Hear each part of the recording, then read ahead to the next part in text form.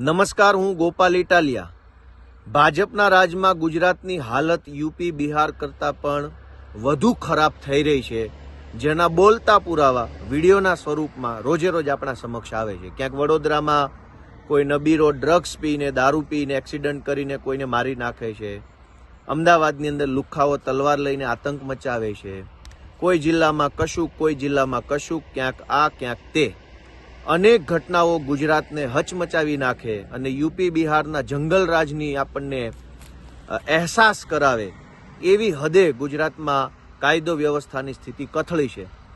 પણ કાયદો અને વ્યવસ્થાની સ્થિતિ સુધરે, લોકોનું જીવન સુરક્ષિત બને, લોકોને સલામતીનો અહેસાસ થાય એવું કોઈ કામ ભાજપ દ્વારા કરવાના બદલે લોકોમાં છવાઈ જાય, લોકોની અંદર વાહવાહી થઈ જાય, છાપાઓની હેડલાઇન બની જાય, ટીવીઓમાં બ્રેકિંગ ન્યૂઝ આવી જાય, એવા પ્રકારનું લોકોની આંખમાં ધૂળ નાખવાનું દુષ્કૃત્ય ભાજપવાળા કરી રહ્યા છે।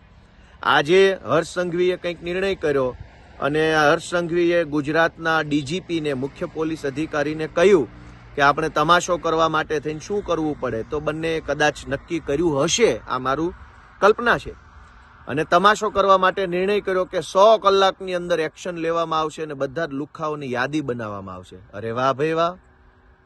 લુખ્ખાઓને છાવરનારા લોકો જ લુખ્ખાઓની યાદી બનાવશે, મતલબ ગજબ તમાશો ચાલે છે। ગુજરાતના તમામ તોડબાજોને, તમામ લુખ્ખાઓને, તમામ અસામાજિક તત્વોને, તમામ જમીન માફિયાને, તમામ બુટલેગરોને, તમામ ડ્રગ્સ માફિયાઓને, તમામ રેશન માફિયાઓને, તમામ ટોલ નાકા પર ગુંડાગીરી કરતા લોકોને, તમામ જગ્યાએ લુખ્ખાવેડા કરતા, માથાકૂટો કરતા અસામાજિક તત્વોને છાવરે છે કોણ?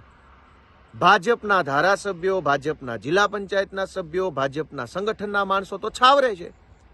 ગુજરાતના તમામ લુખ્ખાઓને ભાજપનું સ્પષ્ટ અને ચોખ્ખું પીઠબળ મળેલું છે, અને ભાજપના પીઠબળથી જ તો તલવારો લઈને લોકો રોડ ઉપર નીકળી જાય છે।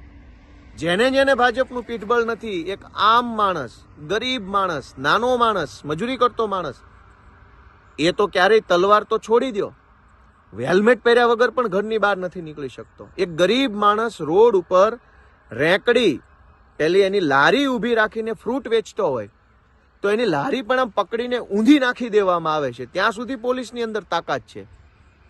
શું કામ? કે લારીમાં ફ્રૂટ રાખીને, શાકભાજી રાખીને વેચતા માણસને ભાજપનું પીઠબળ નથી, પણ લુખ્ખાઓના હાથમાં તલવારો છે અને આતંક મચાવે છે। શું કામ? કે એને ભાજપનું પીઠબળ છે।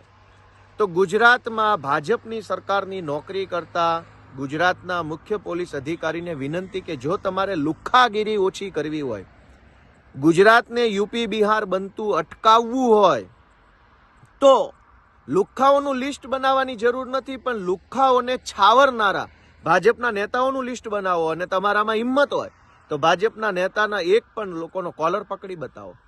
ગુજરાત આખામાં હું ફરું છું પાર્ટીના કામથી, લગભગ જગ્યાએ લુખ્ખાઓને ભાજપના નેતાઓનું સ્પષ્ટ સમર્થન છે। લુખ્ખાઓ ઉપર ભાજપના તેઓ એફઆઈઆર નથી થવા દેતા। લુખ્ખાઓ વિરુદ્ધમાં એફઆઈઆર લખાવા જઈએ તો પોલીસ એફઆઈઆર નથી લખતી, ધક્કા ખવડાવે, ફરિયાદીને પોતાને ધમકાવે, હેરાન કરે।